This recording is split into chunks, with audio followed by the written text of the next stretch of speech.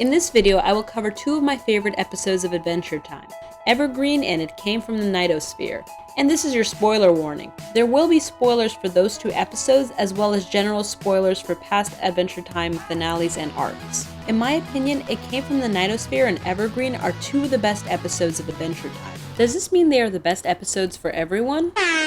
Does that mean they are better than your favorites? Does this mean there will never be anything better?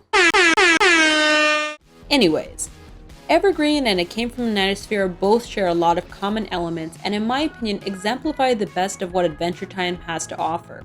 Please note, there are other episodes that are amazing and really good, but these are my favorites. Both episodes stand on their own merits, but they also have similar themes and ideas that work well as a pair. And it's about pairs, not pairs. Sorry. As I mentioned in my Steven Universe review, It Came from the Nightosphere is the episode I have rewatched the most and would use to introduce people to the show. The episode is about Marceline and her dad, who's going to suck up all the souls of Ooh unless someone stops him. The episode mainly features Marceline and Finn, and is the first time Jake has no lines. There are a ton of great jokes in this episode, and even the super catchy Fry song written by Rebecca Sugar. Daddy, why did you eat my fries? I bought them, and they were mine. But what really stands out here is the parent-child relationship between Marceline and her dad Abadir. Marceline is thousands of years old, but is clearly only a teenager relative to her dad. And much like a teen, she feels slighted, ignored, and even disrespected by her parental figure. Daddy, why did you eat my fries seems like a funny melodramatic line in her song, poking fun at teenage angst, but is actually really relatable. Marceline feels like her dad isn't really part of her life anymore, and feels like all of his actions belittle her or make her feel like he doesn't even care about her. Is this the family axe? Hey! Did you turn it into some kind of loot? Why would he eat my fries? Why didn't he ask me first? Does he even see me as his daughter? These are the tumultuous feelings of Marceline. Now, what really works about this episode is that it's set up as a family drama with the destruction of Ooh as a backdrop. Something personal is put into equal proportion as something that affects the whole world. The episode also has a perfect mixture of cute and horrific imagery that Adventure Time is known for. It's also tinged with a lot of Adventure Time mythology, monsters, and fantasy elements, all while focusing on the small interpersonal struggle of a daughter and her father. This episode is a great analogy for real teenage emotions. Having a big fight or bad relationship with a parent or guardian can feel like the whole world is thrown into chaos. You want their approval, love, and respect, but you don't want to outright ask for it. And sometimes parents just don't pick up on those signals. It's a small thing, but we've all been there. I'll come back to this topic after covering my second favorite episode, Evergreen. By the end of this episode, everything looks lost. Abadir is having no problem sucking up all the souls of Ooh, Finn is outmatched, and Marceline gives up on reaching out to her dad. The episode reaches its climax as Finn attempts one final last-ditch effort to defeat Abadir by playing Marceline's song. This song finally allows the father and daughter to communicate their real feelings, and distracts Abadir long enough for Finn to save all the souls and send him back to the Nightosphere.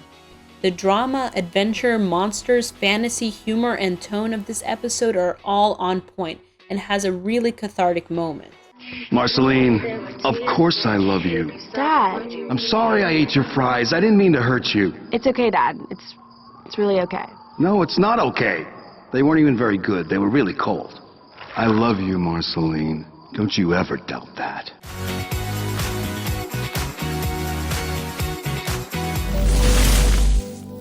Bye. Bye, Finn.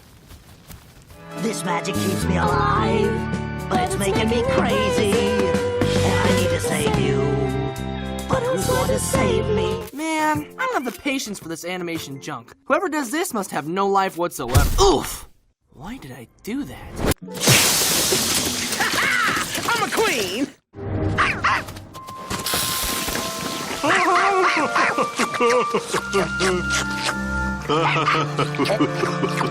The show ebbed and flowed between silly one-off adventures and nonsense to larger world-building arcs, but once I saw Evergreen, I was really taken aback. This episode really surpassed all my expectations. Evergreen is one of the only episodes that doesn't feature Finn or Jake at all, and instead stars the ice elemental Urgence Evergreen and his apprentice Gunter, a talking dinosaur. Also Nina is there.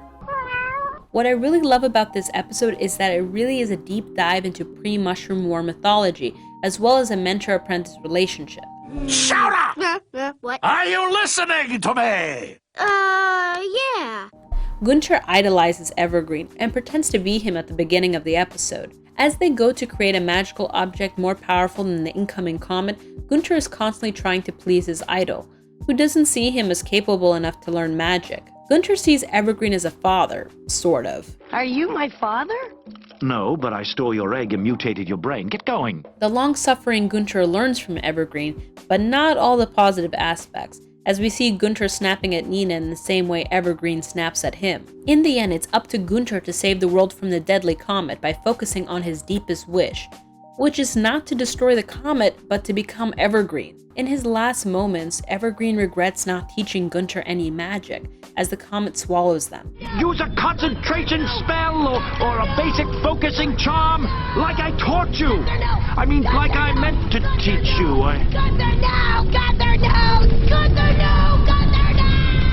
But that's not the end of the episode. In the end, we actually see it was Ice King who was dreaming this story the whole time. This episode is all around really smart, but also really sad. It sets up so much mythology and explains a lot about the Ice King's crown and ice powers, but it's also about a dysfunctional relationship that results in the destruction of the world. So this episode also puts a small personal relationship on the same pedestal as a huge world-changing event. It's silly and serious, fantastically magical and yet really poignant. It's a really great balance of Adventure Time's most prominent elements. So how are these two episodes so alike yet so different? And what makes them work great in tandem? Both deal with father figures, a popular trope in both animation and live action. Both have a lot of mythology. These episodes mix adventures with sci-fi and fantasy aspects of the world. These episodes also have a lot of foreshadowing, such as the tape recorder when Marceline sings the Fry song and the phrase Gunter no, which is repeated throughout Adventure Time seasons. Both have elements of cute and horror, both have a situation which seems hopeless, and both episodes end with a happy, sad conclusion. Marceline still has her dad banished to the Nightosphere at the end of the episode, but they got a lot of their emotional baggage off their chests and can finally be a little bit more at peace with the world. Evergreen also has a happy-ish, sad conclusion in a strange sense. Gunter's wish was to become just like Evergreen, and we see him transforming and screaming Gunter no, but there might have been an extra wish in his heart the whole time that affected the crown. We see throughout Adventure Time that the Ice King is very affectionate for a penguin he calls Gunter. Gunter, why did you gunt my fries? I gunted them, and they were mine. Maybe Gunter's deepest wish was to become an Evergreen who valued and loved Gunter, and this deeper wish was passed on to the crown which the Ice King wears now. Ultimately, the Ice King is lovable because Gunter wished to become a version of Evergreen that was more caring. The ultimate bond between these two episodes is how a hopeless situation is dealt with at the most critical moment. As Abadir leaves to suck up the souls of Oo, Marceline's private emotional feelings turn him around. Abadir realizes how much pain he's caused his daughter and is distracted long enough for Finn to send him back to the Nightosphere. In this episode, emotional release and communication save the day, and possibly all of Oo. On the other hand, in Evergreen, the lack of trust and communications between Urgence and Gunter caused the critical moment to end in mutual destruction.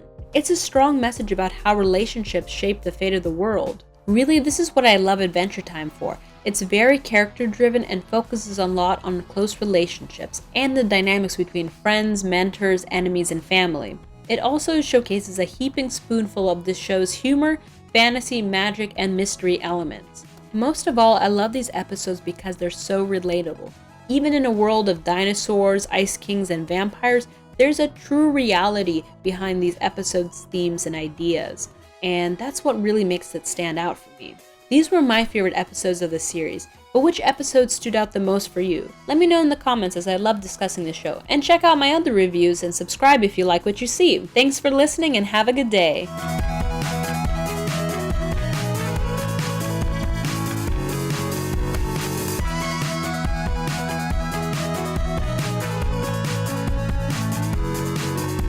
I've been meaning to ask you, what's with that pocket on your shirt? Oh, Jake's in here. Sup, Jake?